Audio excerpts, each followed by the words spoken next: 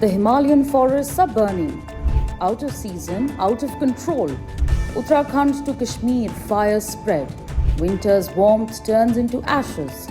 A rare ecological change is turning heads.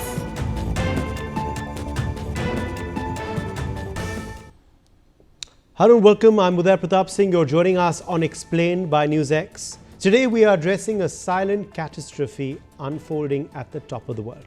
The Himalayan mountain range, historically defined by its sub-zero temperatures and eternal snows, is currently being ravaged by a series of devastating forest fires. These are not the standard summer fires we've come to expect in the pre-monsoon heat. These are unseasonal, aggressive and persistent blazes that are defying traditional weather patterns. Hectares of forest land are turning into ash. A thick veil of smoke has settled over the valleys, affecting air quality and visibility across northern India. But why is the world's highest mountain range burning in a season when it should be buried under snow? To understand the current crisis, we must look at the meteorological data from the past 6 months.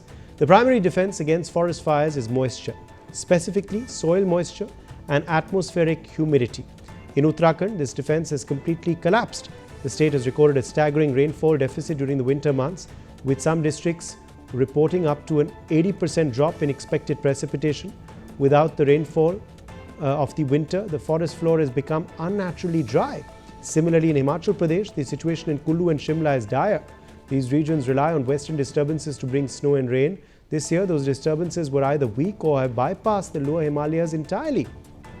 In Shimla, the lack of moisture has turned the massive oak and pine belts into tinder boxes. When the relative humidity drops below a certain threshold, the resinous needles of the pine trees become highly volatile. We are no longer looking at a damp, protected mountain ecosystem. We are looking at a landscape that has been dehydrated by months of failed rains. What exactly are the Himalayan forests witnessing right now? Well, it's a state of continuous ignition. Usually, forest fires in this region are restricted to a specific window between April and June. However, we are now seeing fires break out as early as January and February.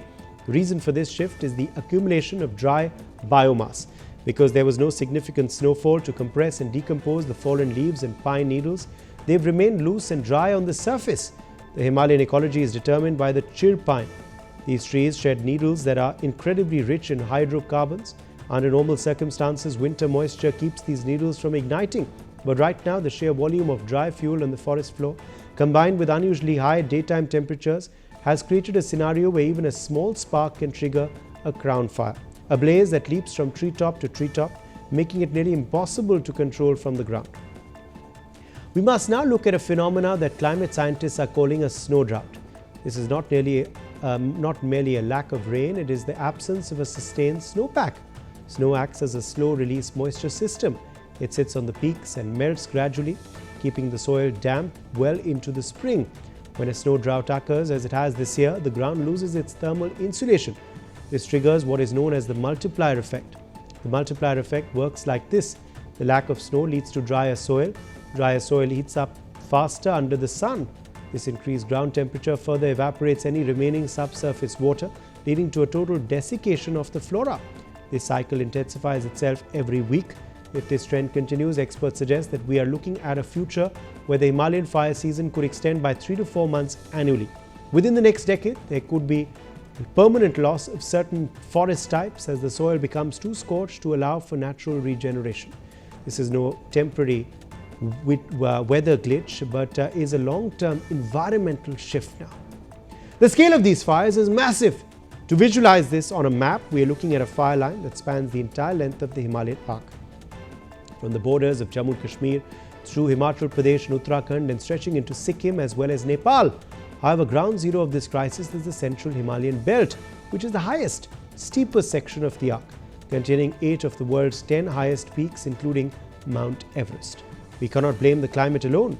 Data suggests that nearly 95% of forest fires in India are caused by human intervention. In the Himalayas, this takes several forms. There is a traditional practice of controlled burning to encourage the growth of fresh fodder for livestock, which frequently spirals out of control due to unexpected winds. The cost of these fires is not just measured in hectares of land, it is measured in the loss of life. The Himalayan forests are amongst the most biodiverse regions on the planet. These forests house the rare Himalayan yew, which is a source of anti-cancer drugs. They are the primary habitat for the Cedrus deodara trees that have stood for centuries and are now being reduced to charcoal in a matter of hours. Studies indicate that the Himalayan region is home to 1,466 to 2,199 documented tree species. The animal kingdom is suffering an even greater toll. These forests are the home of the endangered snow leopard in the high reaches and the Himalayan brown bear as well as the red panda. Lower down, we have the musk deer and the barking deer, whose fawning season coincides with these fires. The Himalayan forest region is an exceptionally biodiverse hotspot, home to over 3,000 species of fauna. It hosts approximately 280 to 429 mammal species, nearly 1,000 bird species, and hundreds of reptiles, amphibians, and fish. We're on the brink of losing thousands of ground nesting birds, including the Himalayan monal, the state bird of Uttarakhand. When a forest burns, the entire food chain collapses. The microfauna, the insects, and the soil bacteria that keep the forest alive are being sterilized by the heat.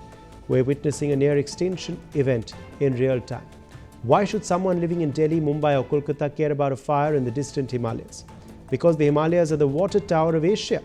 These forests regulate the flow of the Ganga, the Yamuna, and the Brahmaputra. The forest cover acts as a regulator for the monsoon, trapping moisture and cooling the air. When the forests burn, the dark carbon and the soot settle on the glaciers. This is known as black carbon. This absorbs sunlight and accelerates the melting of glaciers, which directly impacts the water security of over 500 million people in the Indo-Gangetic plains. These forests also act as a massive carbon sink. By burning them, we are releasing decades of stored carbon back into the atmosphere, which will inevitably lead to hotter summers in our cities. The wellness of the Indian mainland is intertwined with the health of the Himalayan canopy. If the mountains burns, the plains will eventually go thirsty as well as hungry. The long-term impact on the people living in these mountains is devastating. Over 50 million people live in the Indian Himalayan region. Their lives are tied to the forest for fuel, for fodder, and for water. As the fires destroy the root systems of trees, the mountainsides become unstable. This can lead to catastrophic landslides during the monsoon season. We're looking at the future of ecological refugees. If the springs dry up because the forest cover is gone, entire villages will have to migrate. Furthermore, the smoke from these fires can cause a public health crisis. The mountains are speaking to us through these flames, warning us that the era of eternal snow is under immediate retreat and threat.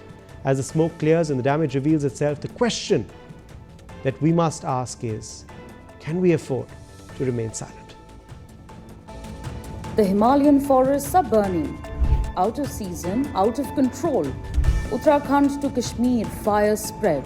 Winter's warmth turns into ashes. A rare ecological change is turning heads.